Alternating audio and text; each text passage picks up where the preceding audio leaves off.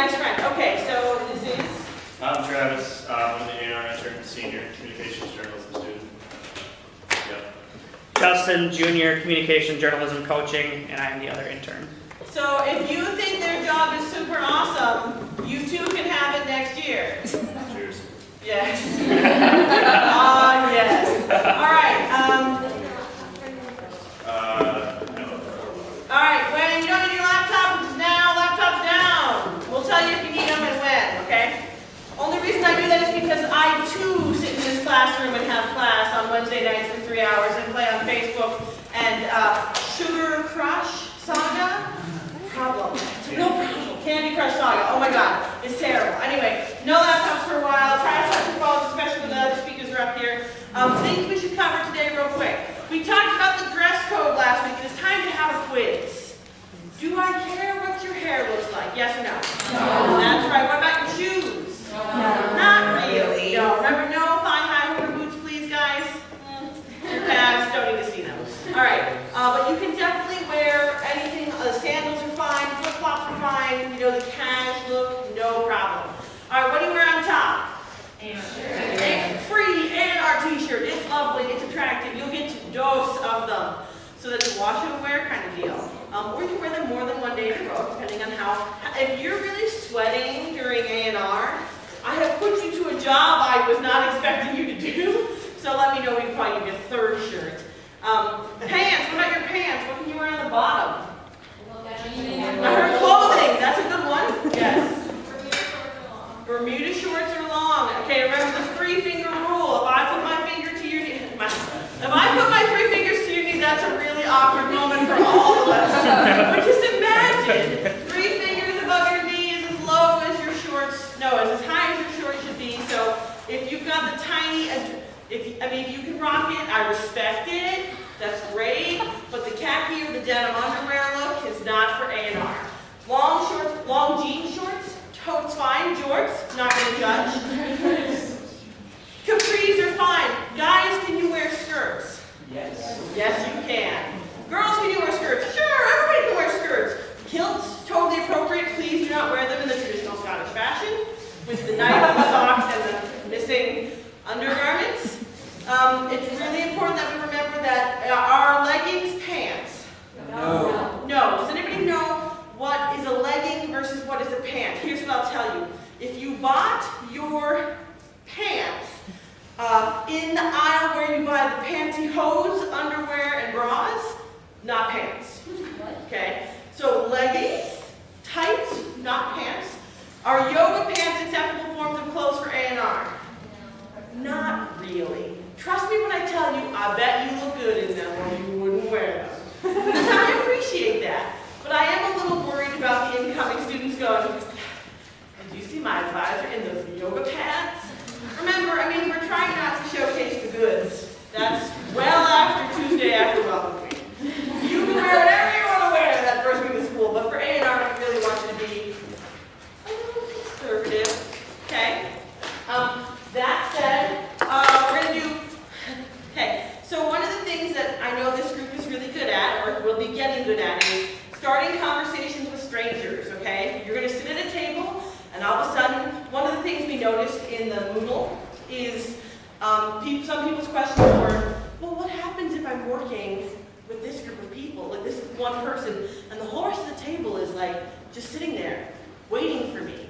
What can you do? Well, you can have them start a conversation between themselves about things they love, right?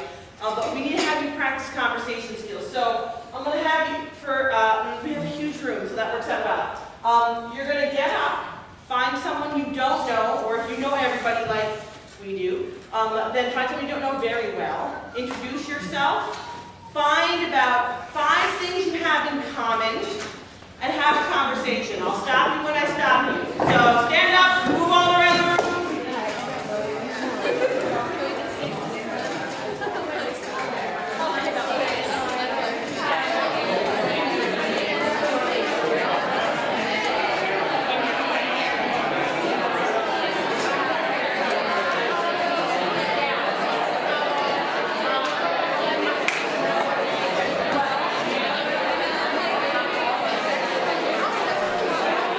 I know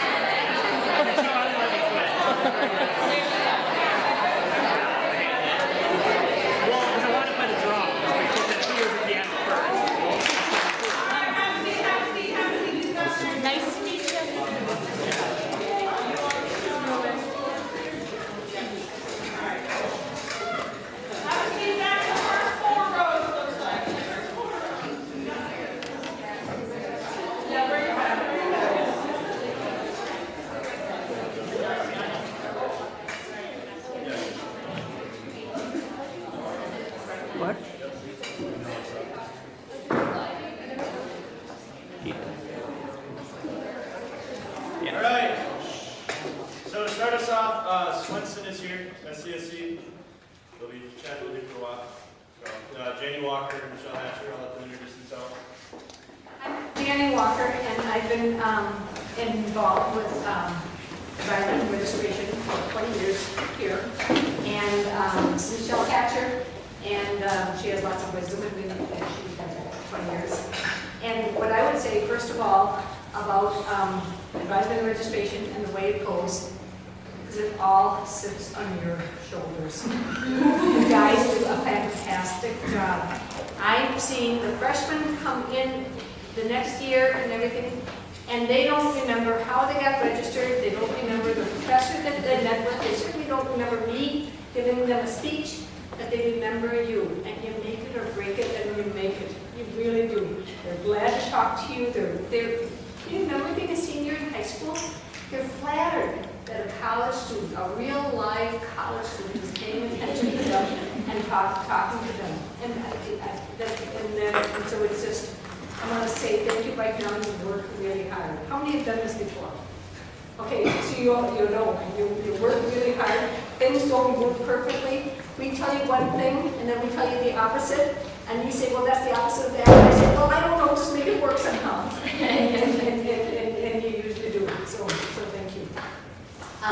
You should have in your manual the handouts. You have your manual online. The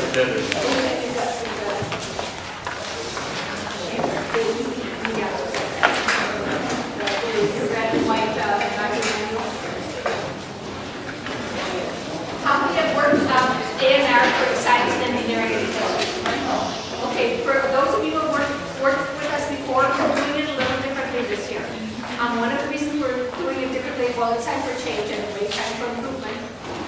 How many of you don't have actual manuals? Like 1, 2, 3, If you can 4, share with someone 5, or... 6, 7, 8.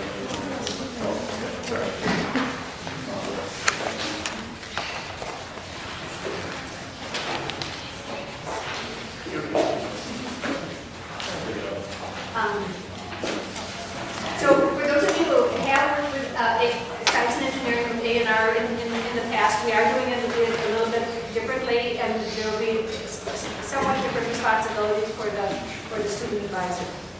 As you know, we're doing morning programs and afternoon programs. Science and engineering has a program every single day from May 20th through June 7th. And 2 days in June, early June, we have both a morning and an afternoon program. And as you know, we need to compact the program so it fits within those 3.5 or 4 hours that we have in that session. So I don't know, are you most of you working the full days, every day, all day long?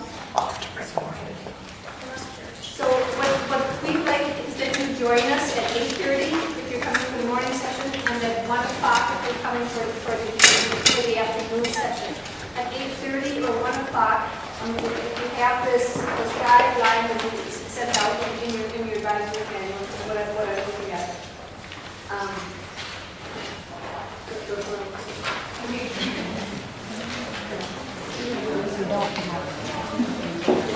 Is it in there? No, it's not. It looks like it says Swenson College of Science and Engineering Advising and Registration. Oh, that's a call. I'll pull it up. Where is it? Oh, okay.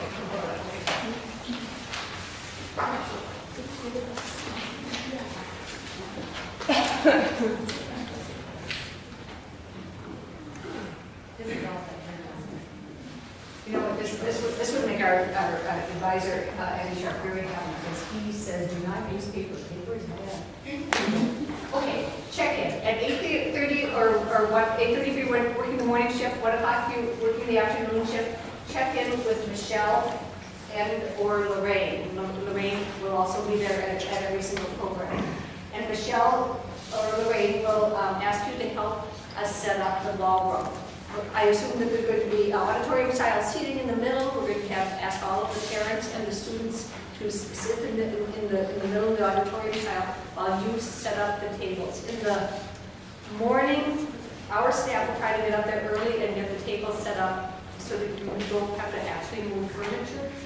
In the afternoon, you may have to actually move some tables and move some chairs. Because what we're going to do is have 12 advising groups of 2 tables that are together.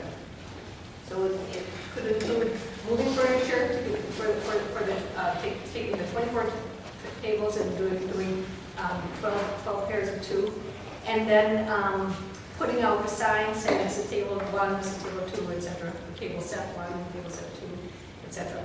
And handing out other materials, advising registration materials on the table. You also will get your assignment. Your assignment will include 4 or 5 freshmen and transfer students, because we're mixing them, and they will be grouped as much as we can do it. We'll be grouping them by major. So as much as possible, we'll put all the biology majors together, the chemistry majors together, the mechanical engineering majors together, etc. So when you get your group, they should, it won't always work perfectly, but for the most part, you'll have a group with similar majors. And with each of those groups, there'll be you, there'll be the 4 freshmen, or 4 new students, freshmen and transfer students, and then there'll be a professor, or professional advisor. So the 6 of you will be forming a team to get this to get the students registered. Michelle's going to talk through what happens at 9 o'clock. Okay, I'm going to have you guys see if you can funnel this through the rows pretty quickly, because during your group advising meeting, as Gianni was explaining, you're going to be responsible for that group of students, but you'll also have that co-partner with you. That co-partner is going to be someone like myself, someone like a faculty, professional member within our departments. So either a faculty or a professional advisor teaming with you for the group meetings. I'm going to use the visual because I need the visual. Pretend Travis here is one pod. He is the student advisor. And then Janny's over here, the faculty advisor. So the location of the tables are going to be near to each other. And that's why we're going to have you guys help us in the morning. We're going to need to locate those tables next to each other. Because you will be responsible for your group of 4 or 5 students right here. You'll have them at this table. You'll be handing out this worksheet that you were just given. Each of your students will have their own particular worksheet, specific to them, all right? And you will be given that packet in the morning with your advisor's assignment. So you'll have your students with you, you'll hand out the worksheet, but then that faculty member or the professional advisor is going to come over to your table, and you're going to have a little group meeting.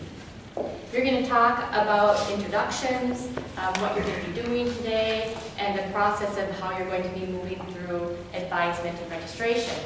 So actually, the faculty advisor will lead that, and you will be the helper. The faculty advisor should lead the introductions, and if they don't, you might have to say to them, "Do you want introductions? Professor Carson," or something like that. We'll lead the introductions and then lead the meeting. Does that make sense? So you're working in tandem, but you guys are still kind of responsible. The faculty member will start the leading the discussion. If they do not, please jump in and say, well, let's all introduce ourselves, all right? And then you're going to move through that process. This worksheet that we've handed you, and each student has their own specific worksheet, will help you help the students. If you look at the very front page, you're going to see the name of the college. You're going to see at the top left the major that student is. It could be biology, engineering, chemistry. It could be undeclared.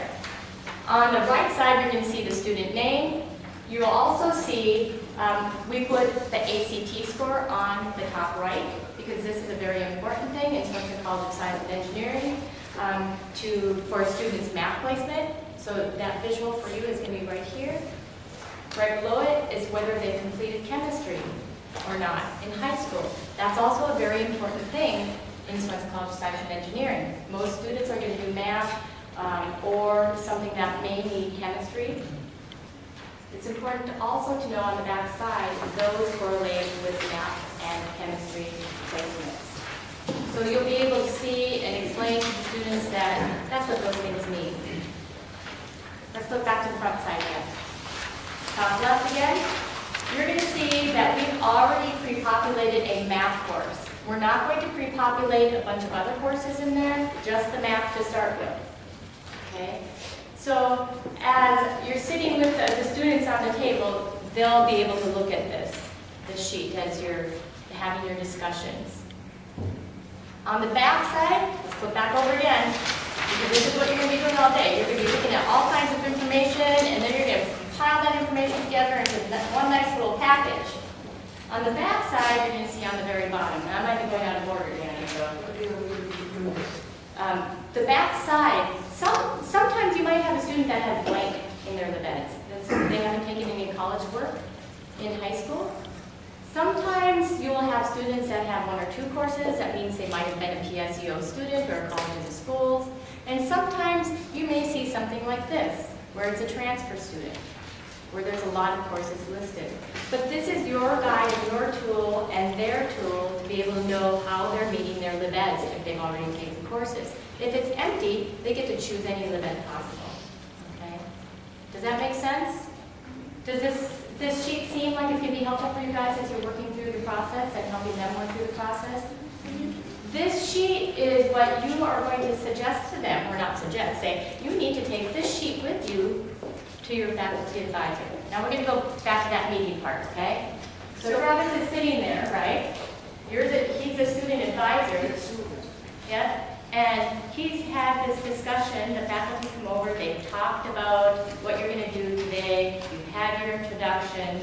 Talk about the biology, let's say for example, you've got a group of 4 biology students. Talk to the biology major, talk to the biology courses. This is what the faculty advisor is doing. And you're sitting there listening, nodding along. Yep, I know that. That's exactly it. And then if the students ask questions, then you can chip in and help with that. And then at some point, the faculty will say, no, we're going to hand out your revising worksheet that Michelle just described. One of the things to remember is, as Michelle said, there is confidential information on this worksheet. It's a student's math ACT. Now, if you're brilliant at math, you're happy to have everybody see it. Most people like to keep that to themselves. And so just be very careful when you hand it out, that you're handing it to the right person and that you're handing it right to them. Okay. The faculty member has given his talk, or her talk, and then they get up and move to that other table. And you are left with the 4 students.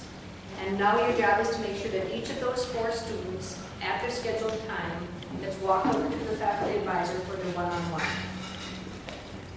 In the past, for those of you who worked in the past, we set up these one-on-one something for a half an hour. It was really dumb. It was never a half an hour. And so we were never on schedule, and we were always explaining this and files and all that. We're setting them up for 15 minutes now, and we're helping them along the way, because we're giving them this worksheet with one of the courses in there already. One of the things, let me just remind you about science and engineering majors. In lots of majors at university, at any university or college, you kind of start off doing your liberal education or your generals. It helps you ease into college, figure out what you like, and decide what you want to major and all that. With almost all science majors and with all engineering majors, for it to be possible for you to graduate in 4 years, or even close to 4 years, the students have to start off on track with their math sequence. It's just, you have to math. And so that's why we put in there. And really a science sequence. And for most of our students, for 80% of them, it means that they're going to be taking math and chemistry. Now, one of the things I've said in my notes is that this worksheet is, the registration worksheet is suggested, not required. So almost in some of my courses. Because what I'm very open to, and I really hope they speak up, the student listens to this big spiel on some impressive sounding major like biochemistry, molecular biology, or electrical engineering, or something like that, and they're sitting there getting scared and thinking, why did I write that down? I don't want this, I don't like this, and I don't want to do this. And if that's where they're coming from, we've got to help them. you know, because you get them in a math course and a chemistry course that they don't want to be in. And, you know, the professors are pretty, you know, they think chemistry is great, and that's why they became professors of chemistry. So these are suggested courses, and it might very well be to you, because they're shy about saying it to the advisor, that they say, you know, I know I put that down, but I'm really not sure. Or I've also thought about psychology, or I've also thought about business, I've also thought about teaching. And it might end up being to you that they open up and say things. And that's where one thing where we'll really need your help.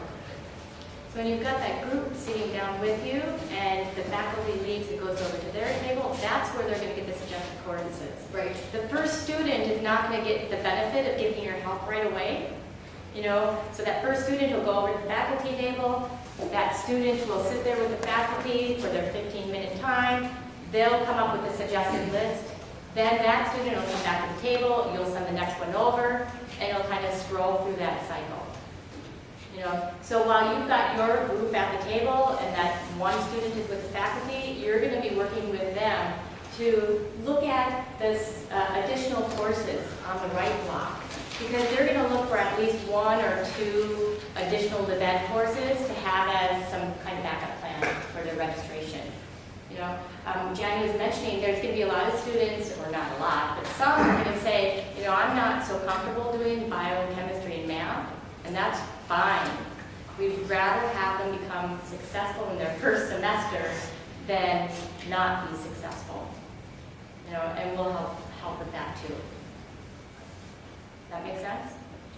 So there's a group meeting, and they start seeing them the faculty advisor starts seeing the students one-on-one. You say, okay, Josh, why don't you go on over and your turn to meet with so-and-so. The faculty advisor is now going to be working with an online tool for advising. No more blue sheets, no more blue sheets, no more blue sheets. Instead, they're going to be working online, and it'll be the student who is writing it down. So the faculty advisor will first say, okay, I see you're interested in biology, and you place in pre-calculus for your math, and then how about taking what biology or chemistry? Well, I'm not sure I want biology, so do I have to? So they might come up with some different courses. Or what should I start with? Well, if you're pretty sure you want to stay on the biology track, you should take chemistry, and the student will write it down here. And then what else? Would it be okay if I take psychology? Yes, that's a great course. So they might come back to you with math already written here, Math 1250, and then general chemistry 1, and general chemistry 1 lab, and psychology, and college writing. One of the things that's a little bit different also from some science and engineering is we are not pushing 15 credits fall semester. If they need to be, they need to be full-time. If they're receiving Minnesota State grant, they get the full grant for 15 credits. But that does not mean they should take calculus 1, chemistry 1, biology 1 for their 15 credits fall semester freshman year. I mean, some just do great. I mean, it's just fantastic.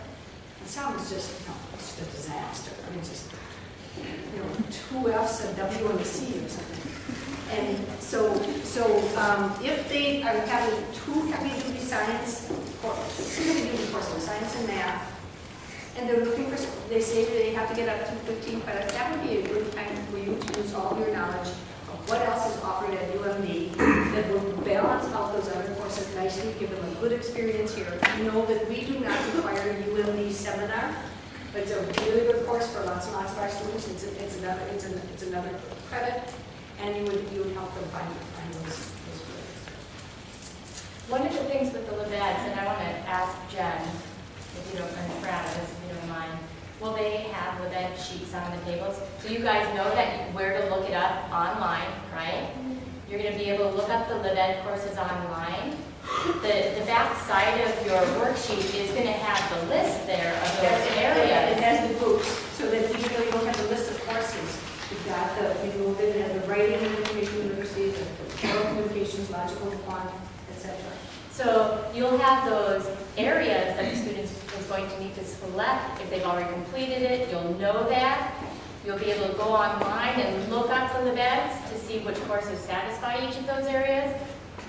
But we'll also have one more tool available at that table for you. It's called, we call it a 2-for-1 grid. It's those LibEd courses that also satisfy a biology major. That set of LibEd courses that also satisfies engineering major. Those LibEd courses that also satisfy a philosophy major. So do you see what I mean for a 2-for-1? So you'll be able to use a basic liberal education 2-for-1 grid along with the online course list, along with their student personal worksheet to help them come up with that last class that may help balance their schedule. So finally, we get a set of courses chosen.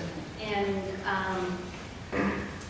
especially if we're working in the morning, we have to have our group finished and out of the ballroom by 12, By the end. Yeah. by 12. So, we keep them moving around. If a student is just sitting there studying whether she should take anthropology or sociology, you just say, choose one. Take that one. Choose the one that's not at 8 a.m. or they're not at or something. So they choose their courses, and then there's the registration part. And I need the rest of my handout. For now, I'm not really sponsored for myself. So you're able to Oh, no, I want, oh yeah, sure, you can go to the real class. But if you go back to the handout for that. Yeah, okay, go to the next page. So just an example of chemistry, biology, and math. The registration in chemistry, biology, and math, things change at universities. And these are 3 courses, 3 subjects that all, 80% of our students are going to take 2 out of 3 or 3 out of 3 of those courses that you work with. And they're all formatted differently. It's really, come on. Actually, when I'm explaining this to a brand new freshman, and they just start looking at me, and I can't justify this. Okay, so you've got General Chemistry 1. There'll be a lecture and discussion combination. So if the student, for example, chooses the 8 o'clock lecture, then they need to choose a discussion section. So that 8 o'clock lecture will be Monday, Tuesday, Wednesday, Friday, 8 to 8:50, so 4 days a week, and with a class of about 200. And then the 1 day a week on a Thursday, they'll have a 1-hour discussion with a class of about 25. You do see the freshmen, you help them open up the class schedule online. They come to the lectures, and our 8 o'clocks fill up, because that's the first one that they come to, and then the new freshmen, that they're all registered for that 8 o'clock. If you scroll on down, you'll see that there's also a 1 o'clock lecture, and I think there's 3, this isn't live, this is some old photon. There's also a live class schedule. There's an 8 o'clock lecture, 1 o'clock lecture, there might be a 12 o'clock lecture for General Chemistry 1. To register for that, they go to Class schedule, guys, not class class, schedule. not class search. Class schedule is much preferred because they forget about that closed classes thing. Chem 1113, but if you're looking for Chem 1113, most of that. Okay, so there's an 8 o'clock Monday, Tuesday, Wednesday, Friday, and then scroll on down. And then there's a 12 o'clock lecture, and then I think there's a 1 o'clock lecture. Monday, Tuesday, Wednesday, Friday. And some students will, there will be students who like the 8 o'clock class, they like to get going, they want to finish their Fridays earlier, etc. They don't want the 1 o'clock class on Friday. To register for that, they choose the discussion, they put in the call number, the 5-digit number for the discussion, and that will put in the discussion and the lecture. Then they must register for the lab, Chem 1154. The labs are 3 hours long, and they choose a lab. Now this is where it gets tough for you guys too, You can because go back. you've got to really help them move forward with gritting this. Yeah, and not get, and keep going, just to expand it out. I watched freshmen trying to do this without writing it down. There are too many pieces. If you do biology, chemistry, and math, you've got biology lecture discussion lab, chemistry lecture discussion lab, and math lecture discussion. So you've got 8 pieces that you've got to fit into this schedule. And so what they'll need to do is that they'll need to write it down, write it out, and then write out five digit numbers. And sometimes where they run into conflicts, time conflicts, they can't figure out what's going on. They have not written in all pieces of it. Now this is Chem. Oh, now let's look at the biology class. Oh, it was biology. Okay.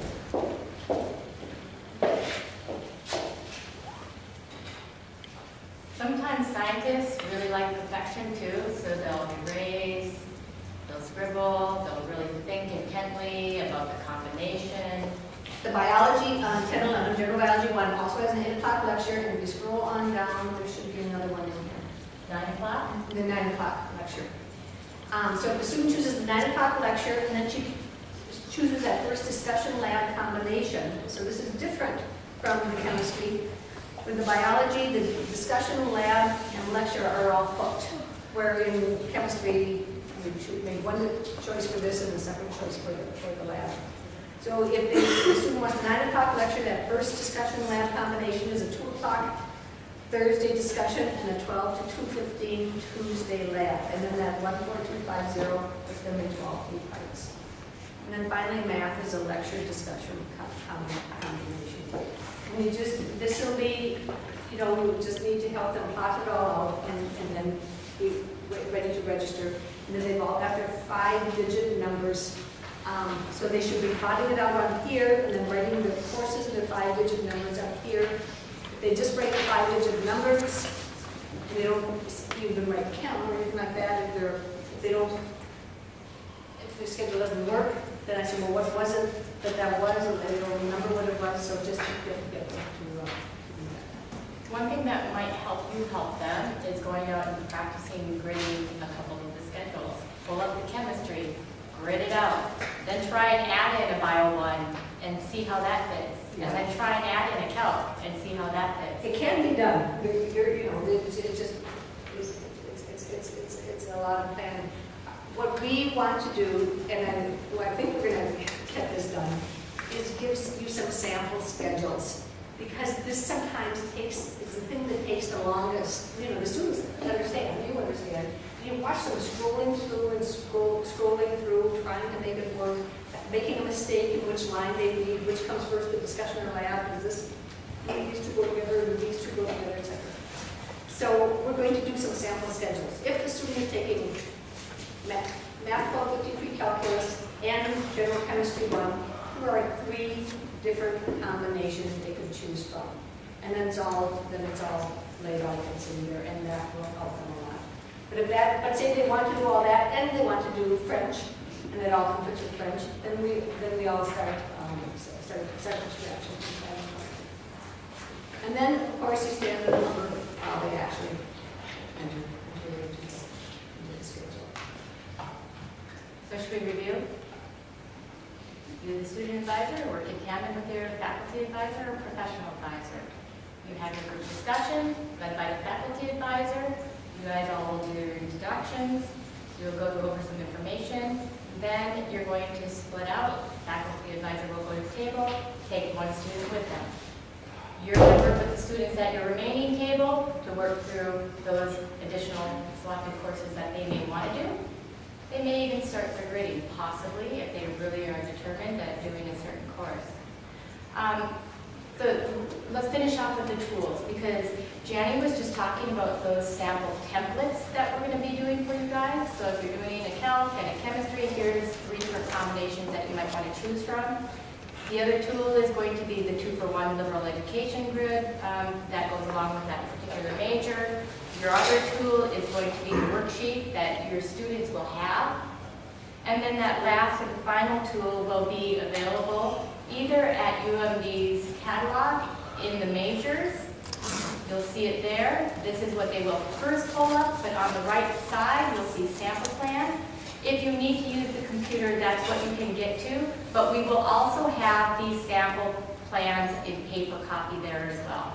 So if you have a student who says all of a sudden, well, no, I really don't want to be a biochemistry molecular science major, I really want to do geological studies, they'll be able to go and get that sample plan sheet. So you've got a number of tools available to use.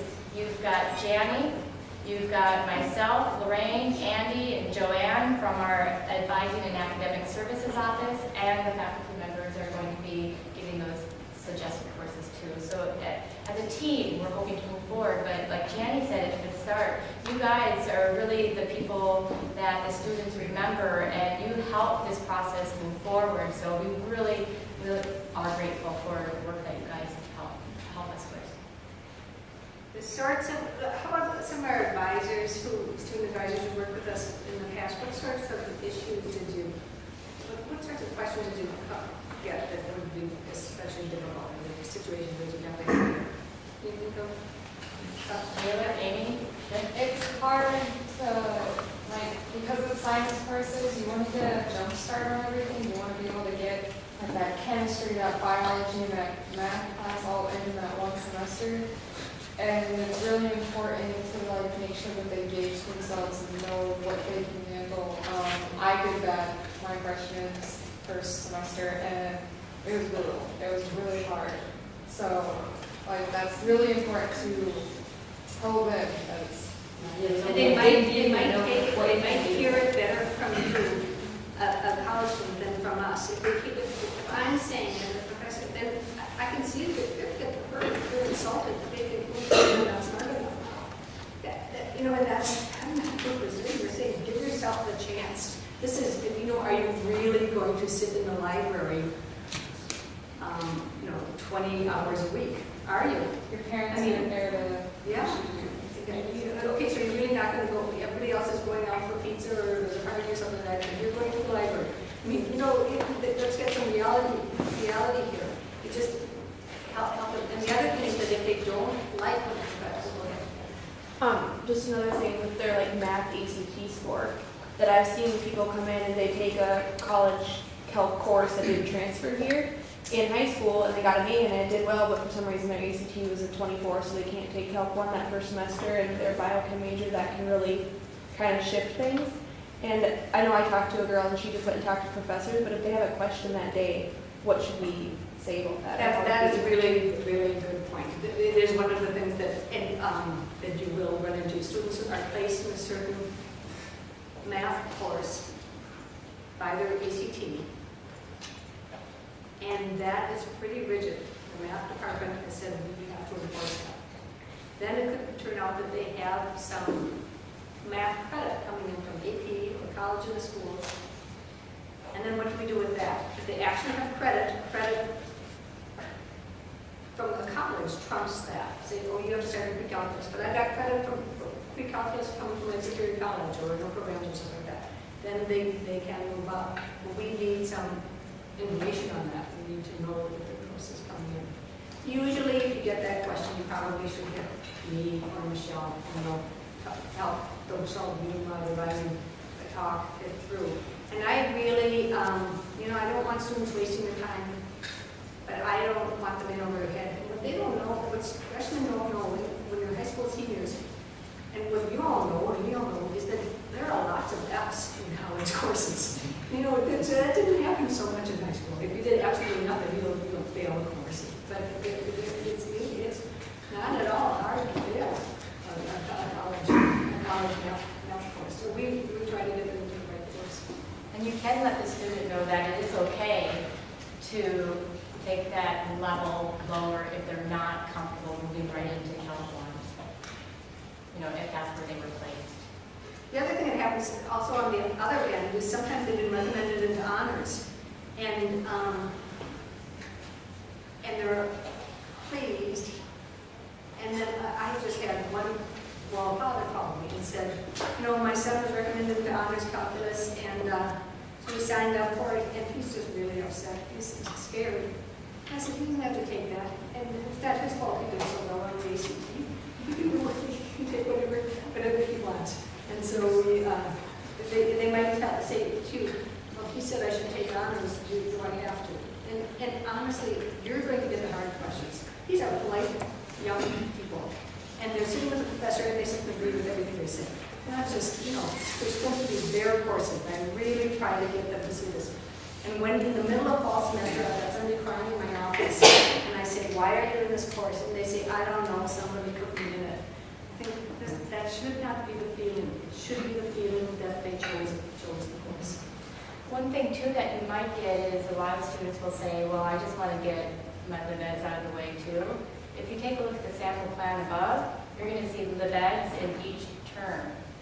And if you can think about taking hardcore courses all in one semester and not having a lighter LibEd that gives a little variability, that can be a tough semester. So when you get that gung-ho student that says, I'm just going to knock all these out of here, it's going to help them balance their goals a little bit.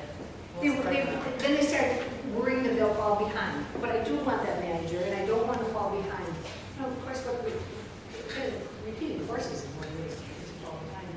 Sometimes what I've said is, okay, biology, chemistry, calculus. You can take 0 of those, 1 of those, 2 of those, or 3 of those. And sometimes just taking 1, staying on track with that one is enough. And they're on track. And if they're really taking something difficult, you know, terribly described, they can use exam school for that. Any other good examples from what happens? Questions? Yeah. The high school chemistry is a prereq for basic on that. Is there going to be a note somewhere if they haven't taken that? Or? Yeah, remember on that student worksheet, top right, you're going to see a yes or a no about chemistry.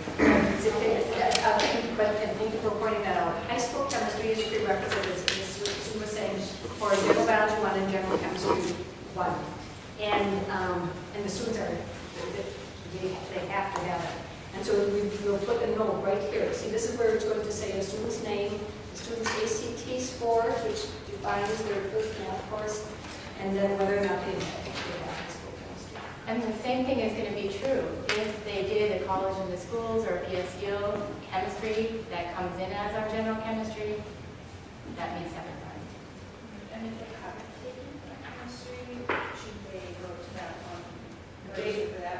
Right, if they have not taken general chemistry 1, the faculty advisor should be handling this. There is a course called Introduction to Chemistry, Introduction to General Biological and Organic Chemistry. Chem 1113 is fall semester only. So that will be the course.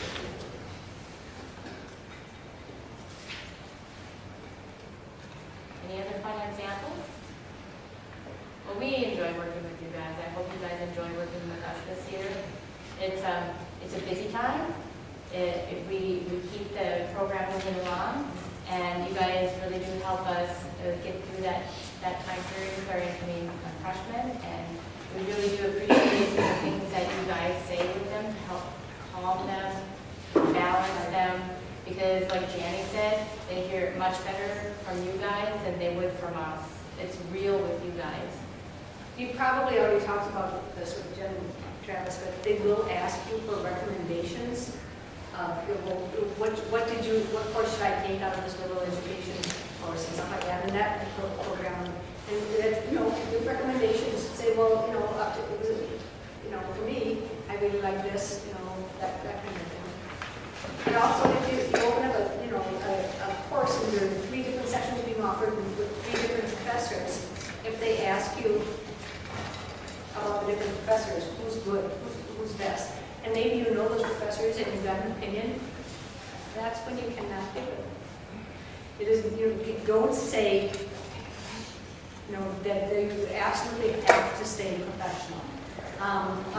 You can say something like, I've heard very good things about this professor, but you really have to be very careful. Think about everything that you're saying if another professor was hearing this, or another student with a different point of view, heard it, would this be a fair thing to say that you wanted to someone?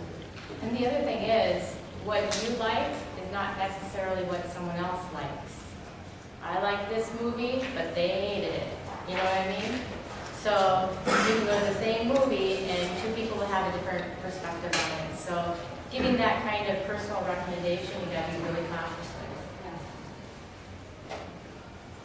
All right, is there any other questions for science and engineering? Because we have got to move on. We've got to move on. Okay, sorry. It's okay, I just want to make sure that you guys have any other questions for them. I know it's a complicated collegiate work. And it's, you know, we just roll along. You can learn it as you do it. Yeah. All right, great. Thank you so much.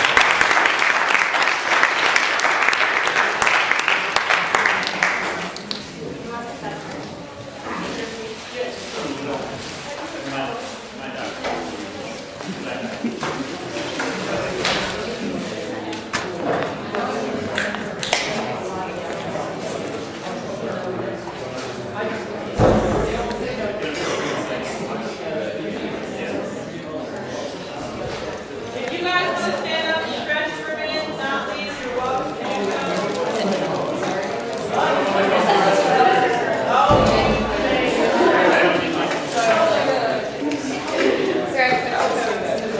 Yeah, I'll try. If I bounce, I can do it, but I can't just. You got your calves Yeah, I'm not flexible. I never have been. No, it's gonna hurt too much. No, I should die. There's one thing professionals should do It's stretch. I feel like you should stretch. It's so good for you actually to stretch. Oh, that's so good. Yeah, I'm gonna go stand in my living room. Yeah, Not gonna happen. My stretch is trying to get that spot my back.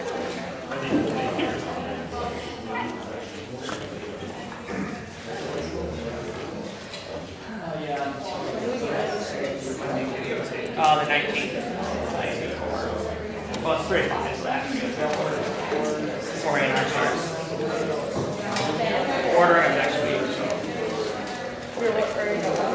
Ordering them next week. Yeah. Hopefully they can handle it. They want to take some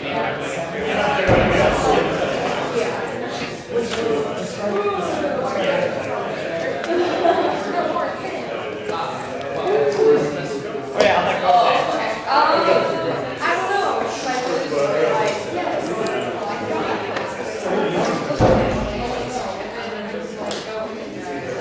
Yeah.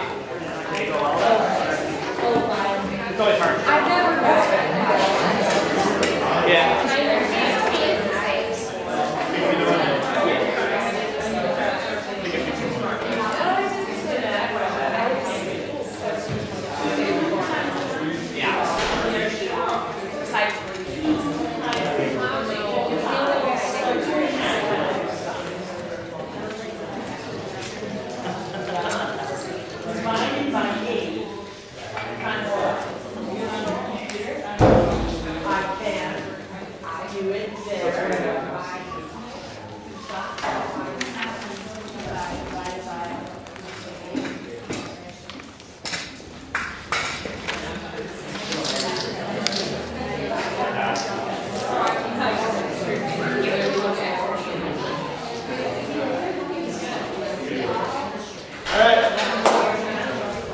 So, last but certainly not least, business school. Kurt, hello, welcome. First, I just want to say thank you guys so much for doing this. It really is. I'm not going to hopefully repeat too much what the other 5 colleges have said to you. But I really want to emphasize, I heard a couple of things in science and engineering, which is saying to you, I really want to emphasize how much help you guys are to us. Super, super valuable. So, I mean, I know you're paid, but beyond that, like, we really value your help and what you do. From our perspective, like, we're trying to coordinate. This year, we've upped our numbers, so I'm going to be trying to coordinate roughly like 55 new students like 7 or 8 faculty advisors, like 12 of you, you know, like all in one day. So it's like, it's just immensely helpful for us that you guys do this. So I just want to start with that, like the value of what you're doing. It's not unnoticed, even though during the chaos of the day, sometimes you might not feel recognized, but it's really valuable to us. The other kind of big headline I want to say is like, I'm going to go through some of the objective like information and kind of like factual kind of stuff, but I don't really expect, at least for us, I don't expect that much of that out of you in terms of like having it memorized. We're there every session. See a lot of familiar faces that have done this before, so you know that. You can just come and ask me questions, come and ask other professional advising staff questions. There's 4 of us who work in my office. So just be comfortable, like if you don't know the answer, just the old phrase of, you know, I'm not sure, I don't want to give you the right answer, let me go find out. You know, just kind of fall back on that. Because you have 5 different colleges you're working with here. I don't know how many majors UND has anymore, so it changes every year. There's no way you can memorize all that. I don't have that memorized. I work just with business, and I look stuff up regularly because things change. But don't put pressure on yourself that you have to memorize all these details, because you can't. You know, we can't either. Just like know where to find stuff and feel comfortable asking. So before I start into all the details, I want to emphasize like that and kind of that point. The main role that I look for you guys to is what Jamie and Michelle were saying, which is that because I have 55 new students, a bunch of faculty advisors, a bunch of student advisors, I'm not interacting with these high school students or transfer students like one-on-one, kind of intimately like you are. You'll have a group of 4 or 5 students, and you're going to be with them for a couple hours. So you're going to have the pulse on kind of where they're at. You know, like I heard Michelle saying, I think it's Michelle or Jamie just now saying, you know, there's some students who, the faculty advisor who loves chemistry is going to advise them into this super rigorous schedule, and they might come back and be like, you know, completely overwhelmed and freaked out. And you're probably going to know that. The chemistry professor might not. You know, obviously we have professors that might do something like that too, and not maliciously, but just kind of not tuned into that necessarily. So you're going to kind of have the pulse on that student. So that's kind of one of the main things I want from you is if you have a student that is kind of, you know, freaking out or whatever label you want to put on it, or seems really quiet, that is another kind of thing where if they're just not saying much. I mean, that might be their personality too, but you know, just kind of try to draw them on, try to get a feel for kind of where they're at. Because we want to know, you don't necessarily have to deal with all that if it's like, especially if it's something pretty serious, which usually it's not going to be. They might just be a little, you know, intimidated. Think about you, like if you go to graduate school orientation, right? Your first day stepping on the graduate school campus, you know, new school in California or something, right? It's going to be a little anxiety-provoking, overwhelming. Maybe you kind of use that model to think of kind of where they're at, put yourself in their shoes. So just kind of get a sense of where they're at and let us know. We've had some pretty intense situations like that, but usually it's just, you know, just butterflies, just kind of standard butterflies. So related to that, kind of one of the main goals I'm looking for you guys is to connect them with each other as much as you can, you know, kind of, hopefully they'll walk out of there with a friend, you know, another freshman or another new transfer student that they'll at least know one person, and they'll know you, you know, I mean, minimally they'll walk out of there it's like, okay, I know Joe, or I know, you know, John, or Jessica, or whoever, you know, like they'll know someone. So kind of facilitating that interaction between them is another big role of the 4 or 5 students you'll have. So does that make sense? So don't put pressure on yourself to memorize all the details. And what you do and say, you are a professional, and think of yourself like a professional. I mean, students ask me all the time, like, oh, is this professor easy, or which professor should I take? And I mean, to be frank, I kind of know. But I can't say that. You know, it's hard not to. But you gotta be professional. That's a common thing. So, and then the other thing too is Michelle's analogy. What movie you like, your friend might not like it, and you might, you know, it's like you never know. Just because you had a bad experience or didn't like that professor, the next person might. And in my office, like right now during registration, I'll see like 20 students a day. One student will be like, I want to minor in math. Next student's like, I can't get through, you know, pre-calc. You know, so it's very different. Or one student will love this professor, next one's like, I can't stand him. You know, I literally hear that like every hour, and it's kind of almost funny to me sometimes. So just your opinion is not wrong for you, but just you kind of got to be a little bit neutral and kind of blank out. When you're hanging out with your friends and your roommates, that's different. You know, but during this, you're getting paid to be a little more professional. So anyway, those are kind of the big headlines. I'm going to go through some of the kind of nuts and bolts stuff. A couple of just kind of things related to professionalism, which not that you're not, but it's, you know, just something to kind of have a heads up on is just sort of like not not talking during like when we are presenting.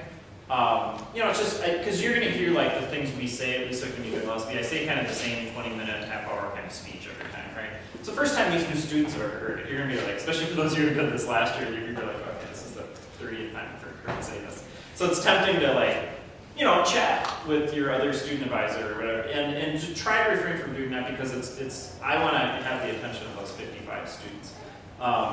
So it just helpful if you just kind of keep that in mind. And then the other thing is that when you do need something during the registration, and I think this will be true for all of the colleges, frequently we'll have a line of students needing help, you know, with a student advisor. So just kind of, you know, and I have faculty coming to ask me questions too, like, oh, the student just told me they have, you know, 20 transfer credits that weren't 5. So, and a lot of times faculty too, like just barge in front of the line, right? Like I have like 4 students I'm helping and all of a sudden they're like interrupting me, asking me a question. So if you can, you know, just try to wait. There's only one of me, obviously. So just, you know, that whole kind of thing. I mean, it's just obvious stuff, but just kind of a heads up on that. If you do come with questions about, like, you know, a problem with registration, like, you know, students should be able to get into this, but they can't seem to get into it. The fundamental tip, and this is going to be relevant for any of the 5 colleges you work for, is the specific section of the class. Make sure you have that, or the probably even better is the 5-digit 5 ID number. The 5-digit first ID number when you are registering, because, and I get a lot of emails like this where then I have to email the student back, which I understand. I mean, you know, you're just trying to register to get into a class, but a student will email me something, and I'm going to do 3 digits on a stone here because I'm going to show you something. A student will email me, so here's financial accounting. A student will email me and be like, I can't get into financial accounting, or can I get a permission number for financial accounting? Well, even if they're totally like, I'm fine doing that, I'm going to put them in, and it's just like a technical glitch. To do that, a permission number or to add them in, I need to know which of the many times. So